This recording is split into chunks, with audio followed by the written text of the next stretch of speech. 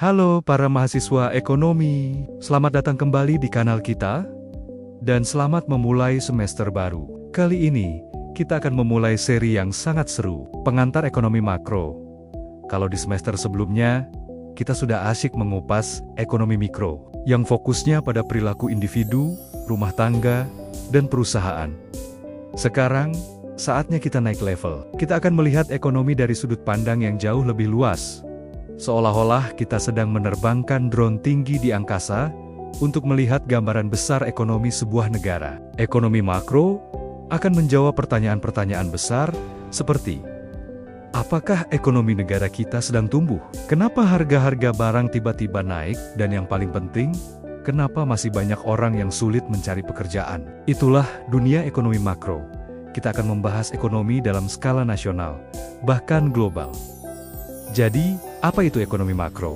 Secara sederhana, ekonomi makro adalah cabang ilmu ekonomi yang mempelajari bagaimana keseluruhan sistem perekonomian bekerja. Kita tidak lagi berbicara tentang untung rugi satu toko kelontong, keputusan belanja satu orang, atau strategi satu perusahaan. Kita akan membahas totalitas aktivitas ekonomi seluruh masyarakat dalam satu negara. Contoh isu yang akan kita bahas meliputi: berapa sih total pendapatan nasional Indonesia dalam setahun? Seberapa parah tingkat inflasi tahun ini? Atau bagaimana tingkat pengangguran setelah masa pandemi? Semua ini adalah persoalan krusial dalam ekonomi makro. Supaya lebih jelas, mari kita bedakan dengan ekonomi mikro. Bayangkan begini, ekonomi mikro itu seperti kita menggunakan mikroskop. Fokusnya ke unit-unit terkecil dalam ekonomi. Pertanyaannya spesifik. Misalnya, kenapa harga telur ayam di pasar naik minggu ini? Atau, kenapa orang sekarang lebih memilih membeli motor listrik daripada mobil bensin? Kita menganalisis keputusan individu atau satu pasar tertentu. Sedangkan ekonomi makro, itu ibarat kita memakai teleskop. Fokusnya ke gambaran keseluruhan, ke agregat. Pertanyaannya lebih luas.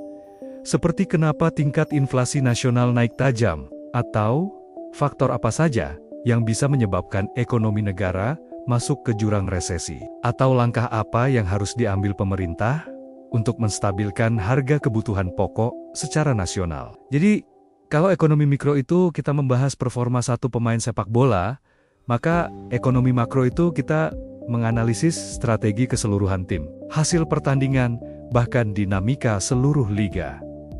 Keduanya penting dan saling melengkapi. Lalu, untuk apa kita repot-repot mempelajari ekonomi makro? Tujuan utamanya adalah untuk memahami dan pada akhirnya membantu menjaga stabilitas ekonomi sebuah negara. Ada 4 pilar utama yang menjadi tujuan besar dari kebijakan makroekonomi.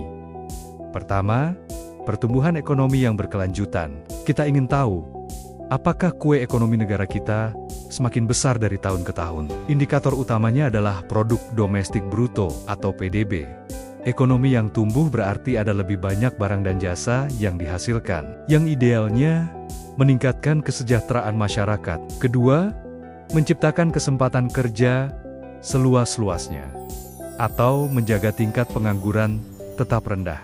Semakin banyak orang yang bekerja, semakin tinggi tingkat produksi dan pendapatan masyarakat. Tingkat pengangguran yang tinggi adalah sinyal bahaya bagi perekonomian. Ketiga, stabilitas harga. Kita ingin harga-harga barang dan jasa tetap terkendali dan tidak melonjak liar.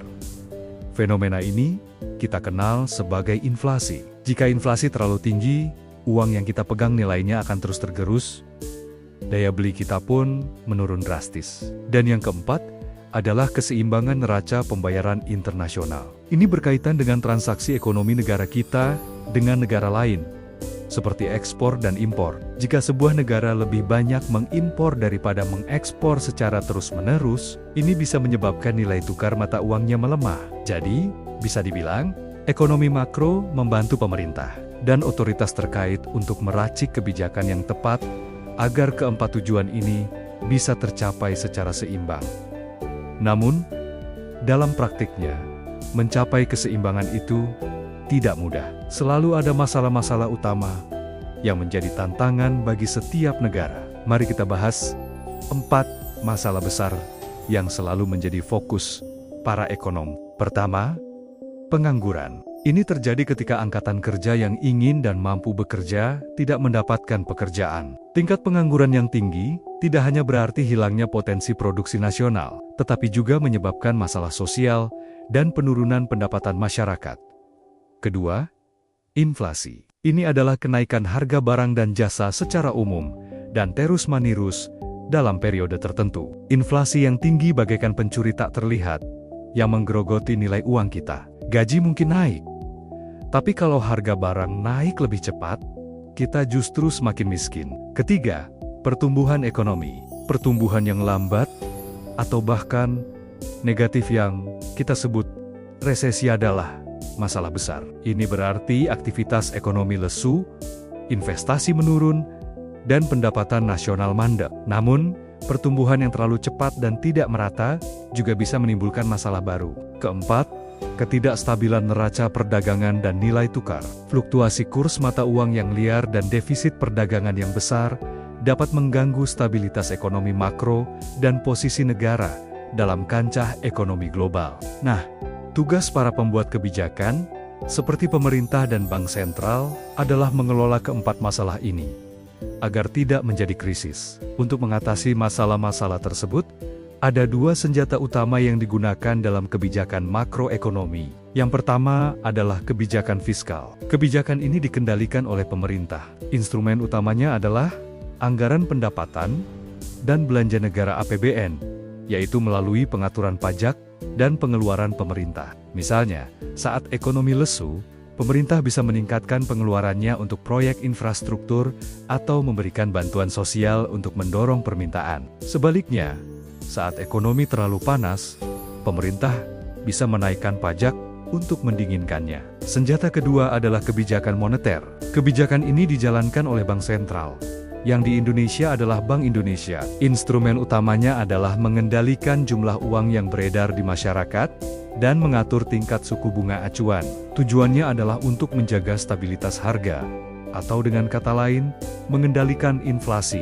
Bayangkan, ekonomi itu seperti sebuah mobil. Kebijakan fiskal dan moneter ini bekerja layaknya pedal gas dan rem. Ketika ekonomi berjalan terlalu lambat, pemerintah dan bank sentral bisa menginjak gas dengan memberikan stimulus. Sebaliknya, ketika ekonomi melaju terlalu kencang hingga menyebabkan inflasi tinggi, mereka akan menginjak rem dengan kebijakan yang lebih ketat.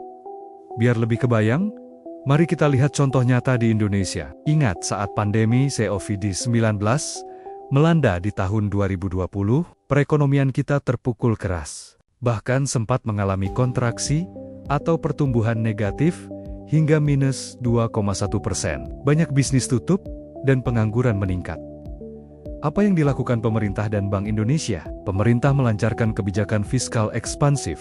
Mereka menggelontorkan stimulus berupa bantuan sosial untuk menjaga daya beli masyarakat, serta memberikan subsidi untuk UMKM agar tetap bertahan. Di sisi lain, Bank Indonesia menjalankan kebijakan moneter akomodatif dengan menurunkan suku bunga acuan. Tujuannya adalah untuk mendorong masyarakat dan dunia usaha agar mau meminjam uang untuk konsumsi dan investasi, sehingga roda ekonomi kembali berputar. Hasilnya, secara perlahan, ekonomi Indonesia berhasil pulih dan kembali mencatatkan pertumbuhan positif di tahan-tahan berikutnya. Ini adalah bukti nyata betapa pentingnya peran kebijakan makroekonomi dalam menavigasi krisis dan menjaga stabilitas nasional. Baiklah, mari kita rangkum apa saja yang sudah kita pelajari hari ini. Pertama, ekonomi makro adalah studi tentang ekonomi secara keseluruhan, bukan per individu.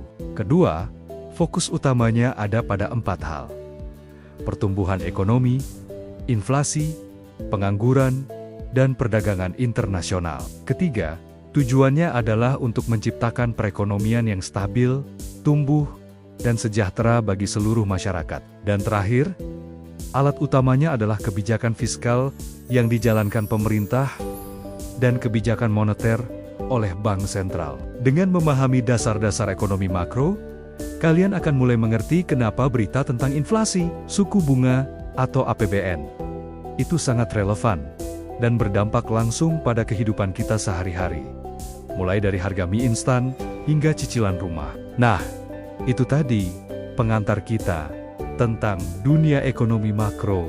Semoga membuka wawasan kalian. Ya, di episode selanjutnya, kita akan langsung menyelam ke topik yang sangat fundamental, yaitu pendapatan nasional. Kita akan belajar bagaimana para ekonom mengukur kesehatan ekonomi sebuah negara. Apa itu PDB, PNB, dan kenapa angka-angka ini menjadi sorotan utama di seluruh dunia. Pastikan kalian tidak ketinggalan. Ya, jangan lupa klik tombol like, subscribe, dan aktifkan lonceng notifikasinya agar kalian menjadi yang pertama tahu saat episode baru tayang. Terima kasih sudah menonton, sampai jumpa di episode 2.